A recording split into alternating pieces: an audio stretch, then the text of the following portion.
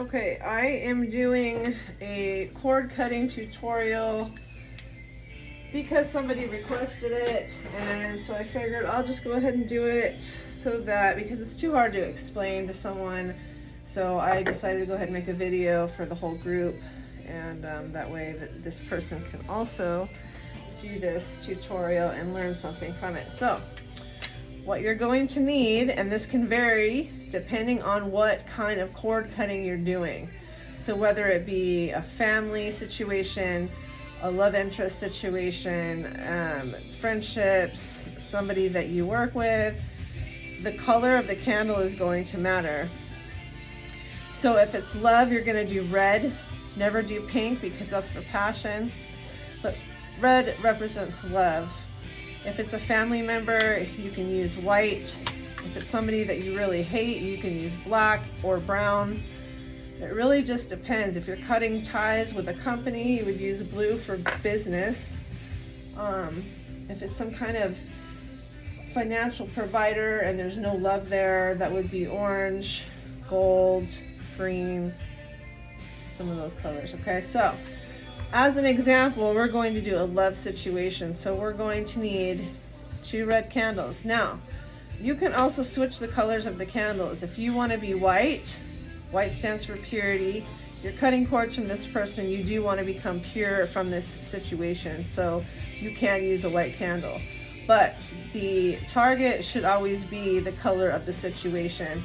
And if it's a baneful situation where you're cutting cords and you really hate this person, then you could do black for the target, red or white for yourself. Okay, so to start with, you're going to want a secure tray. Don't use paper, don't use, just your countertop or whatever. Get a nice sturdy tray. You're going to need Florida water, which is this. Florida water is for cleansing and purifying something, which is what you want to do. Anytime you're dealing with something that somebody else has touched or created, you need to purify it. So we start by saying 3 times. You're going to do 3 times. I cleanse and purify these candles and removing all past energy from them. Do that 3 times. This is just an example, so I'm not going through all the real deep details of the spell, because there is really, you can do it just very basic, or you can put a lot of detail into it. Being that this is just a cord cutting, I mean, it's pretty much straight to the point. So you can just, after you cleanse your candle, you can start by carving the person's name into the candle. Or if you want to get really down into the details, you can bless and baptize these with holy water as the person. So you would say, as an example, you would put your holy water on there and bless the candle, and you would say, I bless and baptize you as the mind, body, spirit, and soul of John Doe, born January 1st, 1997. That's just an example, okay? You would do the same thing with the other candle. I bless and baptize you as the mind, body, spirit, and soul of Jane Doe, born January 1st, 1997. Okay. Once you do that, you're going to take a little tool and you're going to carve that person's full name and date of birth into that candle. If you really want to switch it up to get away from this person, you would carve the target's name at the opposite end of the candle, so that when they're standing side by side, one name is going down this way and the other name is going down this way. That really is an important tool to use when you're doing any kind of separation magic or even baneful magic. Is you want, if it's 2 people involved, you do not want their name to run down the same direction. Okay? Now, so don't forget, you're going to need holy water to do that. Next, after you have carved their names into the candles, okay, then you need to secure them by melting them down to your surface. Make sure they're stuck on there really well, because the hardest part is wrapping the twine around the candles, and then they will fall.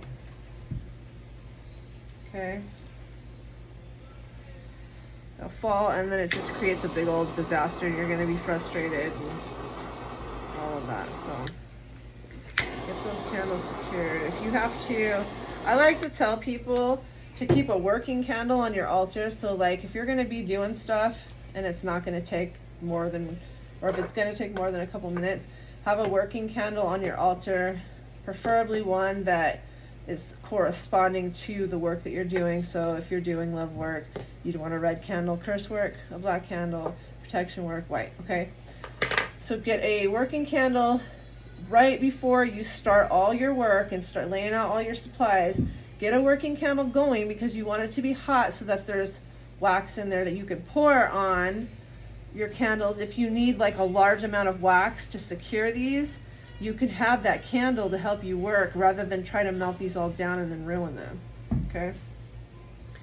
So as far as your cord goes, your cord is also going to matter. Typically, very typically, we use twine for any kind of spell. You can, this is kind of like the universal cord for everything is twine. So you can use twine. Keep in mind, obviously it's highly flammable. So you're going to have to just expect that you're going to have fires on your altar. Make sure you have fire extinguisher. Water really isn't going to help you when it comes to wax and oils. Like some of these oils are flammable. So if you're afraid of a big fire breaking out, do not use twine and do not use anything nylon, something very, very thin and cotton. And the color does matter. So for this tutorial, I'm going to use white just so you can see what I'm doing. Okay, otherwise, very typically, like I said, you would use twine. All right, so one thing you're gonna have a problem with is, this is the hardest part, is wrapping the cord around the candles because it will slip. It will cause you to knock your candles over. So sometimes what I do, okay, is I will put pins in them, like push pins, so that you can kind of keep them in place. But another thing you can do, as soon as I get this all unwound here, another thing you can do is, rather than stick your candles down, you can do like a binding cord, and then you can leave a piece hanging off, tie your cord to that, and then re-stick them down and then wrap, okay? So I like to take this twine, or this string I should say, and use my holy water and say something like this. I bless and baptize this. And this will also, when you get this cord wet, it'll stop it from catching fire. So I bless and baptize these cords as the cords that bind John Doe and Jane Doe. I bless and baptize these cords that bond John Doe and Jane Doe, and then their date of birth. But remember, do everything in threes. So do that 3 times. Okay. Then you go back in. And another thing you should do, if you're going to do the baptism ritual, part of the ritual, then you need to blow life into your waxen image. That is creating breath or spirit into the person that you are doing the spell work on. And you can do that with your breath, but you also really should use tobacco if you have tobacco, because it is a spirit. It attracts spirits. So you can use cigar tobacco, cigarette tobacco, whatever you want, but you have to blow the life into them if you're going to go this route. Otherwise, don't go this route. Just carve the names in and leave it at that. So start by securing your cord at the bottom. You've already baptized. This is the cord that has bound you and this person together. And then you start wrapping, and then you speak your intention, but this is the cord that binds us. Mind, body, spirit, and soul. It doesn't matter how you wrap it, as long as it's wrapped around there. This is the cord that binds us together in love. This is the cord that binds us together in friendship. This is the cord that has kept us close. This is the cord that makes me long for you and think of you. This is the cord of all our past love life. This is the cord of all our past sexual relations. And just keep going like that. Whatever you can think of that has brought you together and kept you together and created that bond between you, then go ahead and put it into that cord. And then just cut it, let it hang. It's a very delicate procedure because look, if you guys mess with it too much, it's gonna fall. Wrap it as good as you can and leave it as it is. It doesn't need to be on there super secure. Now, some people will go ahead and just either cut it with scissors. You can cut it after you started burning it. You can cut it. A lot of people do not prefer it that way. I do not prefer it that way. I don't feel like there's a lot of power in it that way. So what a lot of people do is they will put the scissors there to represent a cord cutting, okay? Or back here, or whatever, okay? And then they will put their candle under here. Once you light that candle, it's gonna burn these all the way up. This is gonna create a fire. These candles are going to catch on fire, okay? So don't put that candle there on fire until you're ready for this to begin. And what you need to do is you need to figure out what herbs you wanna use. I like to use black salt to draw a line between these two people, a line that they will never cross again, meaning they will never have feelings for each other again. It is over and done with. And then you can use destruction oil.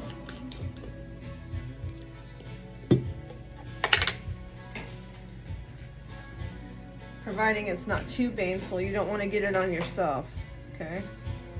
And you can do a one-sided cord cutting too, where you're like, you manifest that there are no feelings from your end of the spell, but that this person will continue to have feelings for you. And if that's the case, you need to let their cords run longer and yours run the shortest, meaning you would start burning yours off here and let theirs run long. I hope that makes sense. So now you're going to say something like, I bless and baptize this destruction oil to remove the bonds that I have with this person from my life. It no longer controls me. I burn these bonds away. I burn these cords away. And you will leave me alone, and I will leave you alone, and we will not think of each other anymore. It is over and done with. And then you can say, you can use power numbers or power names, like I would say in the name of Lucifer, who is the all-time most powerful of all. In the name of Lucifer, I cut these cords. They are never to be joined back together through any kind of love, sexual relation, conversation, or anything of the sort. You can put herbs down here, herbs that are like repulsive herbs, like you can use, what am I trying to think of right now? Patchouli. Patchouli is kind of, you can use it for curses, but you can put it on here. And just speak your intent, like what you're planning on doing with this patchouli. You can use hot peppers. I use a lot of hot peppers.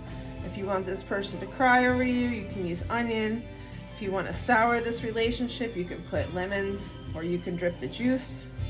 But you can fill this area up to make sure that it keeps you in opposition though, okay? So now you're going to say whatever you have to say to manifest your intent. You can sit here and say a prayer to your spirits. You can sit here and just talk to the spell. And you go ahead and say, so be it. And you light it coming towards you. Obviously only if it's a love situation. If it's baneful, then it goes counterclockwise away from you. And then after you've said what you have to say, you're going to light your little cutting candle, your cord cutting candle.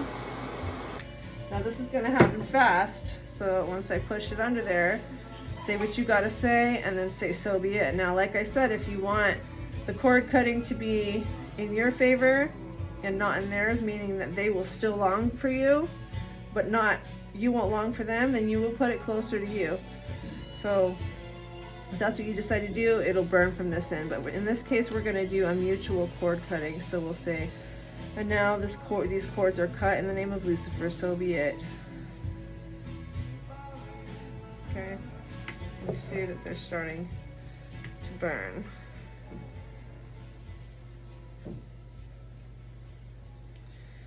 And at some point, this flame will get a little higher. Things might start to catch on fire. Once these candles start to burn down, they are also going to burn the cords. If there's anything left, let it burn down naturally. Don't go in and cut it. Don't mess with it. Like, these aren't going to burn right away from this candle flame, but they're going to burn from their own ends. So just leave it. Let it burn all the way down. And then when it's done, thank your spirits. Do a cleansing on your body. Do some meditation. Use some binaural beats. Some 432 or 528 hertz binaural beats will help for healing. That's healing the heart. That's healing everything. Do that like at least daily, or maybe 3 times a week. At the least, do 3 times a week. Go out and ground yourself, and just do not think about this person, no matter what. If you find yourself thinking about them, pick up something, do something, read, go out, just do something to get rid of those thoughts. Don't dwell on it, because then it destroys the magic. If you just sit there and you're like, oh, well, I can't help it, I'm going to think about this person, then you've just destroyed all this work.